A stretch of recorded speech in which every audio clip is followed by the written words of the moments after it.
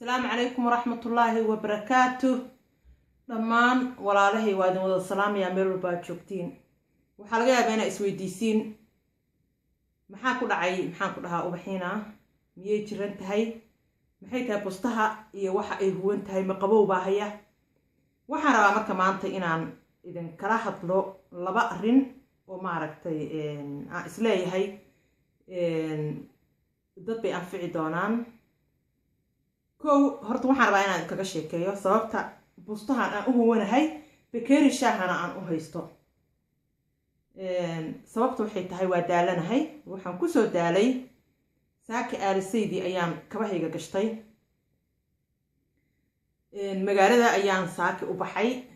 saan video clip idiin soo geliyay waxaan aaday mama forum oo aan ballan ku lahaa intaas ka hor waxaan la soo kulmayay abaayo Soomaaliyeed oo aan ka ballan qaaday inaan caawin doono markay foolanayso waxa dhacday marka in aan saaki gurigeedii heli waayay abaayo saas ka dib wareegayay ballanteedii ayaa la gaaray waan cararay ballantii ayaan aaday abaayo waxaan ku iri waan ku soo noqon doonaa markii aan ka soo baxo ballanteyda waan ku noqday kabacdi alxamdulillah abaayo waxa hayay maxaan ku dhahayo xanuunkii foosha iyo nabaro ayaa hayay waxaan ka soo caawiyay marka neefsashadii iyo isdabcintii inay neefsato oo isdabciso marka uu nabarku hayo alxamdulillah waan ku soo guuleysanay waan isla soo maaragtay tababaranay kabacdigeed waxaan iri miyaad rabtaa inaad hadda isbitaalkii aadid oo isa soo fiirisid waxay igu tiri maya waan sugayaa cabaar waan ka soo tagay gurigeygaan imid anoo saacad iyo xoogaa yar guriga joogo adu qiyaastii 2 saac ku dhawaad anoo guriga jooga ayay abaayo soo wacday waxay igu tiri isbitaalka ayaan u sii socdaa ii kaalay waan cararay isbitaalkii baan tagay waan maaragtay waa la chicken gareeyo waa la kontroolay marka waxaan rabaa marka inaan laba arin oo muhiim ah marka halkaan ku soo qaato oo arrimahaas ku saabsan waa mide haddii gabadha intay jeclaato in isbitaalka ay tagto kadib ay maqli weydo war farxad geliya ee lagu yiraahdo ma dhawid ama maaragtay waqti kaleeta ayaad u baahan tahay ee gurigaaga ku noqo maxaa la gudboon inay samayso maxaase annaga nala gudboon haddaan nahay duula ama gabdhihii kale ama dumarkii kale ee goonida ahaayee markaas gabar walaashooda foolanaysa la joogay ayagana maxaa la gudboon inay sameeyaan okay marka waxaan rabaa inaan ku hormaro gabadha intay isbitaalka aaday xanuun haya oo ay guriga la joogi weyday ay jeclaysatay inay isbitaalka tagto ayadoo isleh guriga ha ku dhalin ama isleh yacni meeshaan waxa ku noqonin ama isleh waxaaba la gaaray waqtigii aad dhali lahayd ee isbitaalkaaga tag kabacdina markii ay sugaysay in la yiraahdo waad joogaysaayo dhawaanahan ayaad dhalaysaa lagu yiraahdo waqti kalaad u baahan tahay aad soo foolatid ee gurigaagii aad weli lama gaarin waqtigii xilliga aad maaragtay ilmuhu kaa soo bixi lahaayeen lama gaarin gurigaaga ku noqo maxay samaynaysaa maxay dareemaysaa maxaa la gudboon inay samayso horta awalan qof kasta markuu isbitaalka aadayo sababihii aan soo sheegay iyo isbitaalka la aadaa siyaabo kala duwan ayuu isbitaalka u tagaa baqdin haysa ama inuu guriga uu ku dhalo inuu ka baqayo ama inay ilmuhu si ka noqdaan uu ka baqayo ama maxaa la yiraahdaa ii sheeg uu isleeyahay meel umuriso ka dhowdahay iyo kasii ag dhawow balse la yiraahdo ama ay isleedahayba waan hubaaba inaa maaragtay aan dhawaan dhalayo ay tagto oo la yiraahdo waxba maaragtay kuma furna ama waqti kalaad u sii baahan tahay sidaa daraadeed gurigaagii ku noqo runtii waxaa dad badan u yimaada niyad jab haddaan nahay dumarka Soomaaliyeed runtii ma jecelin in gurigana lagu celiyo waxaana kow ka ah sa aniga isleeyahay markii asxaabtii iyo dariskii iyo ehelkii aad u sheegtay inaad soo dhalaysid oo isbitaalka aadid ay hadhow arkaan adigoo gurigii dhex fadhiya ma jeclaysanaysid arrinkaas oo waxaad isleedahay amay kuu arkaan fulay inaad tahay oo aad carartay fulay inaad tahay amay kuu arkaan xoogaa ceeb ayaad u qaadanaysaa waxaad jeceshahay isbitaalka haddii mar aad tagtid in aad kusoo guulaysatid ma jeclid in haddana adigoo gurigii dhex fadhiya laguga arko waxaa kaloo jira in gabadhu ay ilmahaas micnihii culays badan ku dareentay 9 bilood iyo wax kale ayaan ilmaha sidnaa sidaa daraaddeed marka ugu dambaysa waa daalaysaa waxaad isleedahay ilmaha mar uun kaa soo baxaan adigoo sidii rajaynaya oo qanjaruufo kastii nabar kastoo ku qabta aa isleedahay alxamdulilah waa soo dhalaysaa in niyadda lagaa sii dilo oo lagu yidhaahdo maymeme hadda ma ahana gurigaagi noqo ayada niyad jab ayaa dareemaysaa marka waxaan rabaa marka inaan gabdhaha Soomaaliyeed aan u sheego haddii wax walba micnihii maadaama aa isbitaalka intaad tagteen ilmahaaga caafimaadkoodii laguu soo sheegay inay caafimaadkoodu fiican yihiin inuu calooshu wax fiican ku haysto adigana heerka uu gaarsiisan yahay fooshaada nabaradaada iyo xanuunkaaga laguu soo sheegay waa wax guul baad gaartay inaad naxdid oo istiraadid ma ahan maxaa guriga lagugu celinayaa inaadan u qaadanin dareenka aad dareemaysid ee aad guriga la joogi weyday inuu xanuunku haayo ha u qaadan in la beeniyey ee waxaa u qaadataa fooshu inay waqti u baahan tahay fooshu inay process tahay ay kuu fiican tahay sidaa daraaddeed isbitaalku ma jiri kartid lama oga 3 beri ka bacdi inaad dhali doontid lama oga 5 beri ka bacdi inaad dhali doontid lama ogid 10 saac ka bacdi inaad dhali doontid sidaa daraaddeed waxaa kuu fiican inaad gurigaaga maadaama gurigaaga aad ku dareemaysid ammaan iyo xasilooni inaad ammaankaas iyo xasiloonidaas fooshaada qayb weyn ayay micnihii ka tahay door weyn ayay ka ciyaartaa gurigaaga inaad tartiib kusoo dhamaysatid sariirtii aad leedahay inaad soo seexatid ilmaha hadday ilmo kuu joogeen inaad la soo qaadatid inaad fooshi iyo xanuunkii iska maaweelisid oo hawshii guriga aad mar wax ka qabatid marna nasatid fooshu sideedaba way dhowr qaybood ayay u qaybsantaa qaybta ugu horeysa waxaa fiican gabadha inay nasato in ay shaqaysato oo gurigeeda ka shaqaysato marna nasato intaad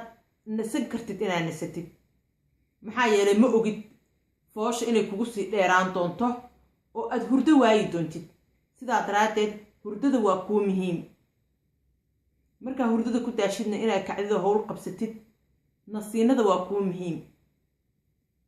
foosha qaybteeda hore inaad gurigaaga kusoo qaadatid markii isbitaalkii uu ku yiraaday macnaha hadda ama halbaa furantahay ama labaa furantahay ama waxba ma furnid inaad gurigaaga kusoo qaadatid foosha ayaa fiican biyo ka buuxso waaskada biyahaas dhexgal biyo qantaco markaa jirkaaga u jecel jirkaagu furfurayaa stresska dhan uu kaa kaxaynayaa saliid ku darso lavender ku darso saliidaha aad jeceshahay markaas oo carafta badan oo ku dejinaya aad jeceshahay ku darso dhexgal nalalka tirada badan oo stresska kuu keenaya iska kala yaree ka bacdigeed wax cun wax cab ilkahaaga cadaya sariirtaada gal maxaa ka wanaagsan inaad seexatid inaad jirkaaga masaajaha lagu mariyo soo seexo soo naso ha ilaalinin nabar kastii qanjaruufo kasta oo ku qabtay xanuun kasta oo ku qabta ha ilaalin dhegta ha u dhigin haddaa iska daysid jirkaaga isagaa iskiis hormoonadaasaa waxay keenayaan inay iskood nabarro kuu qabtaan quwad leh oo waxtar leh haddaa istreesan tahay waxba maaragta kuuma tarayso nabar kastoo ku qabto adigu unbaa micnihii talaf ku sii noqonaya waxba kuuma tarayso quwad ma lahaanayso quwad adeegay kuu leedahay way kuu xanuun badan tahay laakiin mid wax kala socodsiinaya ma ahaanayso sidaa darteed gabar kastoo la soo celiyo ha sharaysanin okay marka gabdhaha markii qaarkood la celiyo yacni markaan uur leenahay dareemo ayaan leenahay haddii in case dareenkaaga muuji haddaa oohin ay kaa imaanayso sii daaha isku celin waa nafisaysaa marka sidaa darteed waxaan rabaa inaan idin dhaho neefsashada isdabcinta biyahaas aad dhex galaysid nalalkan tirada badan oo aad iska kala gaabinaysid ama iska daminaysid way kuu fiican tahay. muhiim waxaa kuu ah inaad seexatid oo nasatid, jirkaaga inaad dhegaysatid, jirkaaga maqal dhegayso. qof walba hadalkii uu kugu yiraahdo ha qaadanin, waxay jirkaaga uu dareemayo samee. wax cun wax cab, gaajaha isku dilin. okay, marka haddaa intaa uga baxo gabadhii gurigeeda lagu celiyey, waxaan rabaa inaan xasuusiyo inay guul gaartay. maxaa yeelay cunugeeda caafimaadkiisa ayay soo ogaatay markii ugu horreeyay. nabaradeeda iyo xanuunkeeda meesha uu taagan yahayna way soo ogaatay. sidaa daraaddeed waa in ay seexato oo nasato. okay, marka dadkii duulada ahaa hadda saa iiga jeedin, bustahaygaan huwanahay, bakaarigayga shaahana waan haystaa, shaaha waan jeclahay. markaa sidaa daraaddeed wixii qofku markaas uu jecel yahay uu ku seexan karo oo hurdada ka kaxaynaynin waa inuu sameeyo. haddaan duulanahay oo aan ka imaanay isbitaalka oo aan daalannahay ee waqti dheer nagu qaadatay, yacni waxaan annaga kow waxa inaan dhegaysano jirkeenna oo aan seexanno. laftigayagu waa inaan seexanno soo kabsanno. sidaa daraaddeed gabadhii rabta inay biyo dhex gasho, biyo kulul ha dhex gasho. masaajo tii heli karto ha masaajaysato. tii rabta inay seexato markaas hurdadu waa noo muhiim. ogow haddaan duulanahay ama gabadhii markaas la soo joogtay gabar dhalaysa isbitaalka, laftigeedu xataa hawl ayay qabatay. sidaa daraaddeed hurdadu waa noo muhiim, waa inaan seexanno. hadba jirkaagu wuxuu dareemaya waa inaad dhegaysatid. haddii hurdo kaa imaan weydo, biyahaaga dhex gal ama iska qubayso ama tv iska fiirso ama buug akhriso ama quraan dhegayso, ama markaas wixii aad ku seexan karto waa inaad samaysid. quraanku waa daawo. sariirtaada agteeda ka agshido si aad jeceshahay, intaad jeceshahay dheerayso ama gaabso. waa inaan seexanno laftigayagu. cibaado ka bacdi waa inaan seexanno. marka dadkii way ku kala duwan yihiin qaabkay ay hurdada uga kala imaanaysay. qof walbaba siday hurdada uga imaato markuu daalan yahay caadiga uu ahaan jiray ha sameeyo. qof walba siduu ku seexan karaa ha ku seexdo. marka sidaa daraaddeed haddaa annaga xataa duulanahay waxaa laga yaabaa inaan saacado badan aan taagnaano. laftigayagu way noo fiican tahay inaan pause qaadano. gabadhii markaas qof inuu la sii joogo. haddaa rabtid aad wax soo cuntid, aad meel tagtid, cunto aa gurigaaga kasii qaadatay ama meel aa ka gadatay, inaad xoogaa yar maaragtay aad adiga laftigaaga nasato markaad meesha joogta eedan nafta iska qaadin. qolka markaa ku dhex jirtidna inaa xataa aad marmar fariisatid. markaa gabadha xaajigeeda ayaad tusaysaa qaabkii uu u masaajayn lahaa, uu maaragtay u riixriixi lahaa. waa inuu asaga xataa u qayb ka ahaado. asaga xataa caawinaad ayuu nooga baahan yahay, maadaama asagaba uu yahay qof loo dhalaayo. waa inaan asaga xataa garab siino. run ahaantii maraba inaan hadalkeeda kusii badiyo. waxaan rabay oo aan la soo ordaayay waa labadaas qodob. aniga hadda waxay noo tahay 11kii fiidnimo. saan saakii 6dii u kalahay ayaan maaragtay kabahayga hadda u qabaa. daal aan ka dareemayo jirka, indhaha xataa ma kala furi karo. alxamdulilah, balse waqti waan haystaa. ilaahay waqti wuu isiiyey. waqti dheerna macnihii waa rajaynayaa inaan xoogaa u seexan doono. sidaa daraaddeed waxaan idin leeyahay hurdo wacan intay habeen u tahay, maalin wanaagsan intay maalin u tahay. insha allah waxaan idin leeyahay fi amaan illah. asalaamu calaykum waraxmat ullah.